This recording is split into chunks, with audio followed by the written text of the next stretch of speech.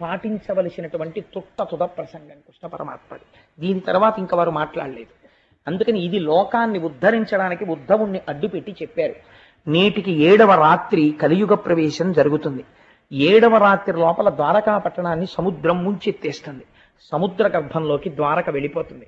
ద్వారకలో ఉన్నవారందరూ మరణిస్తారు.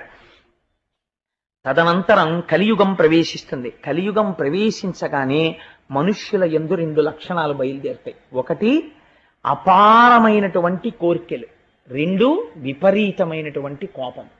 ఎవ్వడూ కూడా తన తప్పు తాను తెలుసుకునే ప్రయత్నం కలియుగంలో చెయ్యడు.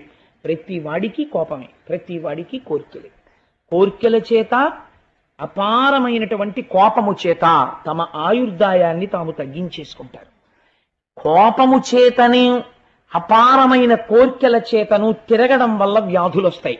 ఇవాళ చాలా మంది డాక్టర్లు